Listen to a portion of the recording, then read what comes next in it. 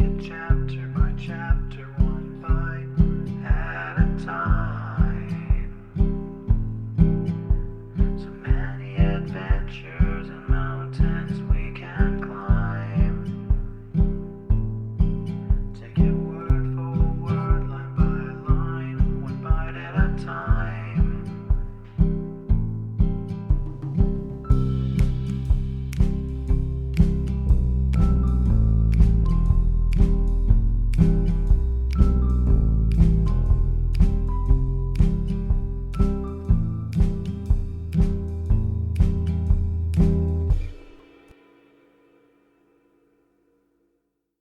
Welcome to Bite at a Time Books, where we read you your favorite classics one bite at a time. My name is Bree Carlisle, and I love to read and wanted to share my passion with listeners like you. If you like the podcast, join our Facebook group, biteatatimebooks.com/Facebook group. Be sure to follow my show on your favorite podcast platform so you get all the new episodes. You can find most of our links in the show notes, but also our website, biteatatimebooks.com, includes all of the links for our show, including to our Patreon to support the show, and YouTube, where we have special behind the narration of the episodes. We are part of the Bite at a Time Books Productions Network. If you'd also like to hear what inspired your favorite classic author to write their novels, and what was going on in the world at the time, check out the Bite at a Time Books Behind the Story podcast, wherever you listen to podcasts. Today we'll be continuing The Phantom of the Opera by Gaston Leroux. Chapter 19, The Viscount and the Persian. Raoul now remembered that his brother had once shown him that mysterious person, of whom nothing was known except that he was a Persian, and that he lived in a little old-fashioned flat in the Rue de Rivoli. The man with the ebony skin, the eyes of jade, and the astrakhan cap bent over Raoul. "I hope, Monsieur de Chagny," he said, "that you have not betrayed Eric's secret." "And why should I hesitate to betray that monster, sir?" Raoul rejoined haughtily, trying to shake off the intruder. "Is he your friend, by any chance?" "I hope that you said nothing about Eric, sir, because Eric's secret is also Christine Daae's, and to talk about one is to talk about the other." "Oh, sir," said Raoul, becoming more and more impatient, "you seem to know about many things that interest me, and yet I have no time to listen to you. Once more, Monsieur de Chagny, where are you going so fast?" "Cannot you guess? To Christine Daae's assistance." "Then, sir, stay here, for Christine Daae is here." "With Eric?" "With Eric." "How do you know?" "I was at the performance, and no one in the world but Eric could contrive an abduction like that." "Oh," he said with a deep sigh, "I recognize the monster's touch." "You know him, then?" The Persian did not reply, but heaved a fresh sigh. "Sir," said Raoul, "I do not know what your intentions are, but can you do anything to help me? I mean, to help Christine Daae." "I think so, Monsieur de Chagny, and that is why I spoke to you." "What can you do?" "Try to take you to her, and to him." "If you can do me that service, sir, my life is yours." "One word more. The commissary of police tells me that Christine Daae has been carried off by my brother, Count Philippe." "Oh, Monsieur de Chagny, I don't believe a word of it." "It's not possible, is it?" "I don't know if it is possible or not, but there are ways and ways of carrying people off, and Monsieur le Count Philippe has never, as far as I know, had anything to do with witchcraft." "Your arguments are convincing, sir, and I am a fool. Oh, let us make haste. I place myself entirely in your hands. How should I not believe you when you are the only one to believe me? When you are the only one not to smile when Eric's name is mentioned?" And the young man impetuously seized the Persian's hands. They were ice cold. "Silence," said the Persian, stopping and listening to the distant sounds of the theater. "We must not mention that name here. Let us say he and him. Then there will be less danger of attracting his attention." "Do you think he's near us?" "It is quite possible. Sir, if he's not at this moment with his victim in the house on the lake." "Ah, so you know that house too." "If he's not there, he may be here, in this wall, in this floor, in this ceiling. Come." And the Persian, asking Raoul to deaden the sound of his footsteps, led him down passages which Raoul had never seen before, even at the time when Christine used to take him for walks through that labyrinth. "If only Darius had come," said Persian. "Who's Darius?" "Darius? My servant." They were now in the center of a real deserted square, an immense apartment ill-lit by a small lamp. The Persian stopped Raoul, and in the softest of whispers asked, "What did you say to the commissary?" "I said that Christine Daae's abductor was the Angel of Music, alias the Opera Ghost, and that the real name was—" "Hush! And did he believe you?" "No." "He attached no importance to what you said?" "No." "He took you for a bit of a madman?" "Yes." "So much the better," sighed the Persian, and they continued their road. After going up and down several staircases, which Raoul had never seen before, the two men found themselves in front of a door which the Persian opened with a master key. The Persian and Raoul were both, of course, in dress clothes, but whereas Raoul had a tall hat, the Persian wore the astrakhan cap, which I've already mentioned. It was an infringement of the rule which insists upon the tall hat behind the scenes. But in France, foreigners are allowed every license. The Englishman his traveling cap, the Persian his cap of astrakhan. "Sir," said the Persian, "your tall hat will be in your way. You would do well to leave it in the dressing room." "What dressing room?" asked Raoul. "Christine Daae's." And the Persian, letting Raoul through the door which he had just opened, showed him the actress's room opposite.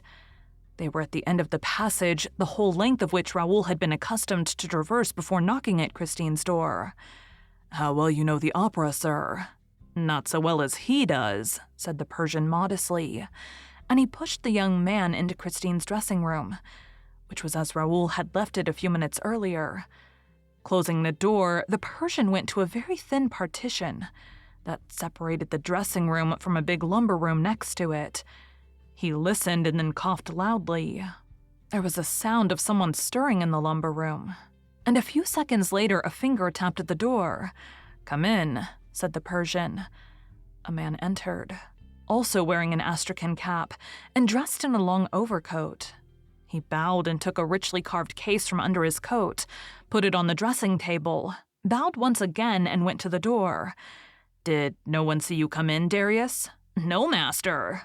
"Let no one see you go out." The servant glanced down the passage and swiftly disappeared. The Persian opened the case. It contained a pair of long pistols.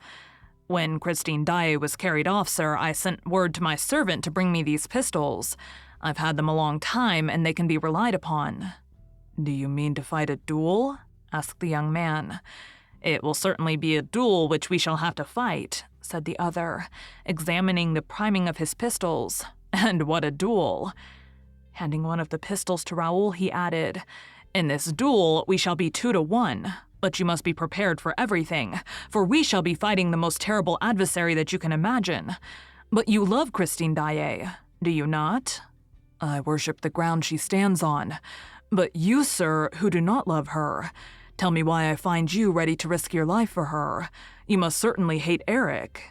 "No, sir," said the Persian sadly. "I do not hate him.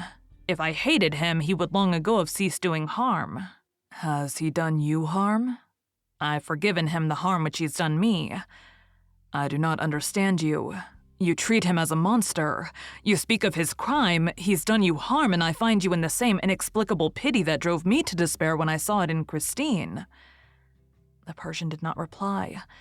He fetched a stool and set it against the wall facing the great mirror that filled the whole of the wall space opposite. Then he climbed on the stool, and with his nose to the wallpaper seemed to be looking for something. "Ah," he said after a long search, "I have it." And raising his finger above his head, he pressed against a corner in the pattern of the paper. Then he turned round and jumped off the stool. "In half a minute," he said, "he shall be on his road." And crossing the whole of the dressing room, he felt the great mirror. "No, it is not yielding yet," he muttered. "Oh, are we going out by the mirror?" asked Raoul. "Like Christine Daae?" "So you knew that Christine Daae went out by that mirror?" She did so before my eyes, sir. I was hidden behind the curtain of the inner room, and I saw her vanish not by the glass, but in the glass. And what did you do? I thought it was an aberration of my senses, a mad dream. Or some new fancy of the ghosts, chuckled the Persian. Ah, Monsieur de Chagny, he continued, still with his hands on the mirror. Would that we had to do with a ghost. We could then leave our pistols in their case. Put down your hat, please. There. And now cover your shirt front as much as you can with your coat, as I'm doing. Bring the lapels forward. Turn up the collar. We must make ourselves as invisible as possible. Bearing against the mirror, after a short silence, he said, It takes some time to release the counterbalance when you press on the spring from the inside of the room. It is different when you are behind the wall and can act directly on the counterbalance. Then the mirror turns at once and is moved with incredible rapidity. What counterbalance? Asked Raoul. Why, the counterbalance that lifts the whole of this wall onto its pivot. You surely don't expect it to move of itself by enchantment. If you watch, you will see the mirror first rise an inch or two, and then shift an inch or two from left to right. It will then be on a pivot and will swing round. It's not turning, said Raoul impatiently. Oh, wait, we have time enough to be impatient, sir. The mechanism has obviously become rusty, or else the spring isn't working. Unless it is something else, added the Persian anxiously. What? He may simply have cut the cord of the counterbalance and blocked the whole apparatus. Why should he? He does not know that we are coming this way. I dare say he suspects it, for he knows that I understand the system. It's not turning.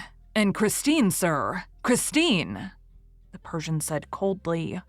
We shall do all that is humanly possible to do, but he may stop us at the first step. He commands the walls, the doors, and the trapdoors. In my country, he was known by a name which means the trapdoor lover. But why do these walls obey him alone? He did not build them. Yes, sir, that is just what he did. Raoul looked at him in amazement, but the Persian made a sign to him to be silent and pointed to the glass. There was a sort of shivering reflection. Their image was troubled as in a rippling sheet of water, and then all became stationary again. You see, sir, that it is not turning. Let us take another road. Tonight there is no other, declared the Persian in a singularly mournful voice. And now, look out and be ready to fire. He himself raised his pistol opposite the glass. Raoul imitated his movement. With his free arm, the Persian drew the young man to his chest. And suddenly the mirror turned. In the blinding daze of crosslights, it turned like one of those revolving doors which have lately been fixed to the entrances of most restaurants. It turned, carrying Raoul and the Persian with it, and suddenly hurling them from the full light into the deepest darkness.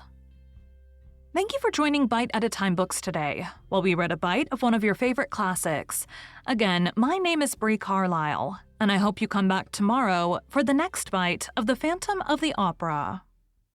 Don't forget to join our Facebook group, biteatatimebooks.com/Facebook group, to hang out with other classic novel-loving friends. You can check out the show notes or our website, biteatatimebooks.com, for the rest of the links for our show.